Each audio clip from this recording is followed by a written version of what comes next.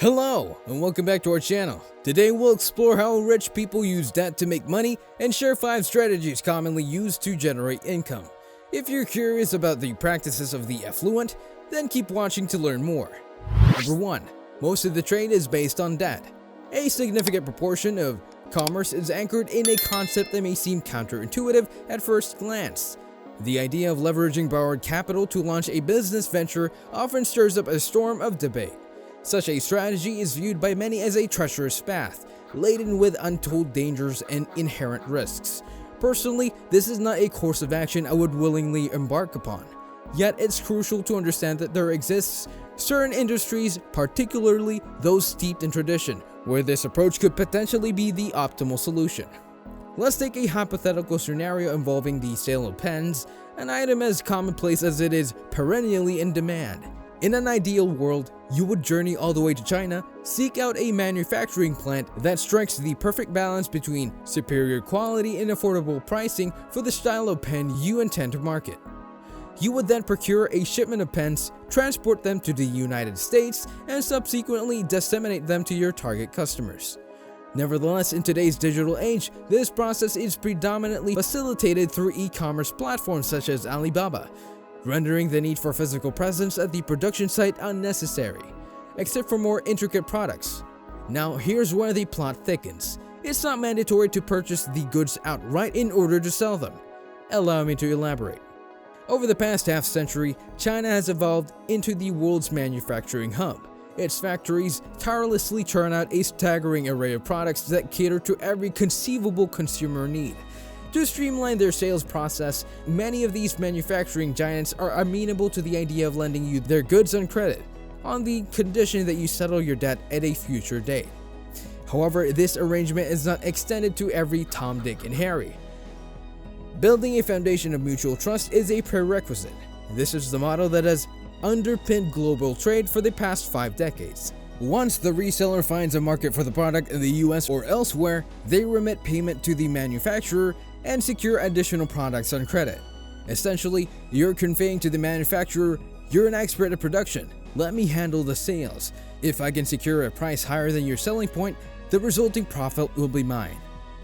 The beauty of this strategy is that it doesn't tie down your personal finances in the transaction, leaving you the flexibility and freedom to explore other opportunities. Number 2. Refinancing. Refinancing real estate debts stands as the most advantageous type of debt, teeming with beneficial loopholes. A mortgage isn't a burden, instead it's a tool to avoid additional taxes. Wealthy individuals invariably hold several mortgages, capitalizing on the myriad of deductions that come with them. Every dollar saved from taxes is another dollar earned, contributing to wealth accumulation. The strategy adopted by the affluent in the real estate sector is quite ingenious. Imagine you have managed to save $200,000, an impressive sum, but relatively insignificant in the real estate market. While it may not suffice to purchase a house outright, it can serve as a 20% down payment for a mortgage up to $800,000. The trick lies in the details. Assume you've identified a property worth $500,000 in need of significant renovation, you approach a bank, secure a mortgage, and make a 20% down payment. Suppose you allocate 10% of the total cost of the house, roughly $50,000 for renovation. Afterward, you return to the bank to refinance your mortgage. Upon your first mortgage, the property value stood at $500,000, given its dilapidated state. Post-renovation, however, its appeal increases, and prospective renters emerge. Consequently, the market value of the property could surge to $700,000. Securing an 80% mortgage on the new property value, equating to $560,000, you're able to settle your initial loan with the first bank and cover the renovation costs.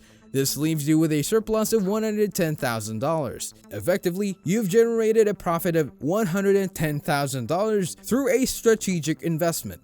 Moreover, you now own a rentable property that can accumulate equity and provide a source of passive income. An added benefit is the tax deduction due to your mortgage. This approach is frequently employed by real estate investors. It's a method that blurs the line between debt being viewed as a detrimental or advantageous. Number 3. Hedge funds. Hedge funds, also known as private investment funds, are investment vehicles that are typically available only to accredited investors. These funds are created and managed by the wealthy to make more money for themselves and their clients. Unlike traditional investment strategies, hedge funds often use unconventional and unpopular strategies that may seem risky to the average person.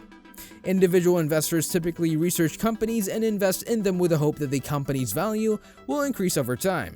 In contrast, hedge funds use a different strategy. They often try to make money by shorting stocks or betting against companies that they believe will decline in value. This approach can be profitable if the fund managers are successful in predicting the future market trends. For example, let's say that you believe that Facebook's stock price will decline in the future because of Apple's upcoming changes to its privacy policies. You can contact your broker and borrow one Facebook stock for $100, which you immediately sell on the market for $100. Now you have $100 in your pocket, but still owe your broker one Facebook stock. If the price of Facebook stock falls to $70, you can buy a Facebook stock for $70 and return it to your broker, keeping the $30 difference. This is called shorting a stock. Shorting a stock may sound easy, but it is risky and difficult in practice. If you're wrong, the stock's price may increase and you will still have to return the stock to your broker, paying the interest for borrowing it. Additionally, your losses can theoretically be infinite, since the stock price can rise indefinitely. In contrast, traditional investing has a maximum potential loss equal to the amount invested. Hedge funds are managed by professional investors who use their expertise and analysis to predict market trends and make investments. They often employ teams of analysts to conduct research, and they have access to information that is not available to the general public. Hedge funds can be highly profitable, but they are also riskier than traditional investment vehicles. In recent years, hedge funds have faced increasing scrutiny, particularly after the GameStop incident in early 2021. The incident occurred when a group of amateur traders on social media platforms coordinated to drive up the price of GameStop stock, causing hedge funds that had bet against the company to lose billions of dollars. This event highlighted the potential risks associated with shorting stocks and the impact of social media on the stock market. Number 4. Forex.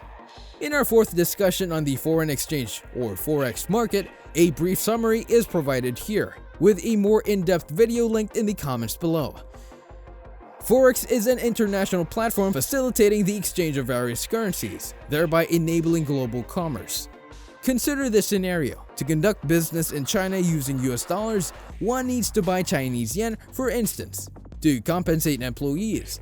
This necessitates a marketplace where individuals or corporations can buy and sell foreign currencies.